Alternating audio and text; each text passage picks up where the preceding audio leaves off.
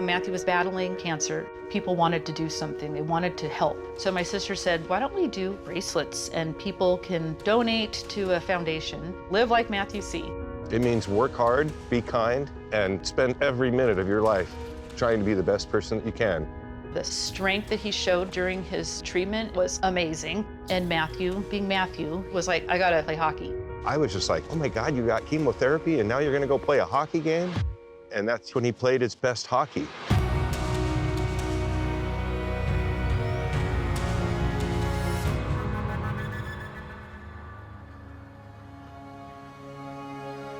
Juneau is a small town. It's the capital city of Alaska. About 30,000 people live here. There's so many outdoors activities, and we had our kids involved in just about all of them.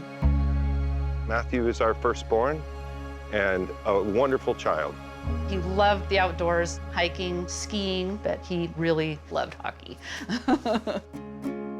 He would skate on the ponds when they would freeze in the wintertime, and he couldn't wait to play organized hockey. He spent a lot of time at the rink, and we knew that he was going to contribute for our program for the years to come. You know, when he was in high school, he was on the ice with his little brother, helping coach.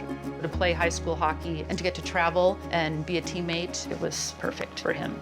Just a tremendous work ethic that he brought to the rink every day, but also a kindness and a happiness that was kind of contagious. It was his second year of grad school, 2019. And he started not feeling well. He called us one day. He was like, I've got a lump on my chest. I'm not sure if I tweaked something playing hockey. Went to several doctors. Nobody could figure it out. And so they said, we'll just do a CT scan. He called me like the next day and said, hey, Mom, the CT scan people just called and they want to go over the results and they want me to have someone with me. And I hung up the phone and just went, And that's when we figured out that he had cancer. said, I got to get on this next flight tomorrow morning and get down and be with Matthew. The doctor came in and he said, your cancer is desmoplastic small round cell tumor, which is DSRCT for short. It's an extremely rare form of cancer. I think there had only been 200 people diagnosed with it before him. It's a gene mutation, probably there at birth, that goes awry, and he was stage 4 when he was diagnosed because it had already metastasized. You know, he had hundreds of tumors in his body.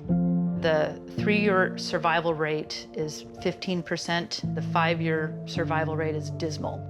The challenge with rare cancers is the small number of people detected with these cancers, and thus it's very difficult to diagnose. But if we can drive awareness of the risk factors associated with it, we can help screen them, detect them early, and also develop new treatments for them. That diagnosis was hard on me. The doctor would leave the room and he'd say, Mom, do you need a hug? And I said, yeah. So we walked around in the hallway at the hospital, and he said, Dad, I know you. You're gonna wanna stop working so that you can be with me. And I'm gonna tell you right now, you can't do that because this family needs you. And it was hard to not want to spend every second with him, but he didn't want to be smothered. He wanted to live life and be as normal as possible. He was like, okay, what do I need to do right now? I want to live as long as I can. There are great sarcoma specialists in Seattle. There's actually an oncologist there that has treated ESRCT patients. And so we got an apartment about 5 minutes away from my 2 sisters and their kids that he was very close to. Right away, he called up Seattle Adult Hockey League. Matthew was just very full of life and energy. Always positive. He didn't even chirp the other team. It was just always positive. You sit next to him on the bench and he's cracking a joke, telling stories and having fun. I knew he had come for treatment, and he generally didn't tell people. He just wanted everybody to see him as him. He didn't want to be the sick guy. He just wanted to play hockey. He was going to get every ounce of life that he could in while he still had the ability to. After 9 months treatment, Matthew had already been on his 3rd regimen of chemo. And then it just spiraled down so quickly after that. The doctors came to us and said, that's all we can do. The cancer had spread to his brain. And I sat in the waiting room and cried. And so we took him back to the apartment. Family that lived nearby came to visit him. People wrote him letters. And our other children, Tamara and Brandon, were there. And his partner, George, was there. He thanked us for his life. We were all with him and told him we loved him. And I told him I was proud of him.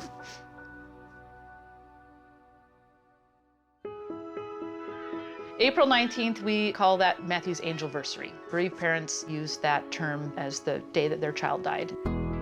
This year, we are going down to Seattle and spending time with family. Thank you for coming down here on Matthew's 5-year Angelversary today. You guys were all instrumental in Matthew's life. Matthew loved to toast, and he loved White Russians. So we're gonna toast White Russians to him. It's his favorite drink. Yeah, today. Love you guys. Thank you to Matthew. Matthew. Cheers. Cheers. Losing a child doesn't get better, you don't get over it, but we have learned to channel that grief into worthwhile positive things in memory of Matthew. And his friends in Seattle reached out and the ball got rolling. All of our 90 players in Seattle Pride Hockey League will wear this Live Like Matthew C patch throughout the spring and summer season. We also came up with the idea, let's do a scholarship and hockey award. The Live Like Matthew Campbell Award lets our hockey community remember in such a positive light what his contributions were to our team, our community. And then Wendy was in contact and she says, hey, we're retiring Matthew's jersey. No more 38. Was that amazing? Not everyone survives, but I want to educate people about cancer and just make it more of a normal thing to talk about. If we can drive awareness of rare cancers, we can help detect them early, have more moments with our loved ones, and we could save a life. Get body checked against cancer. You can find joy while you're fighting cancer, and your family can still find happiness and do things in memory of you that are happy and worthwhile too. So live your life like Matthew C.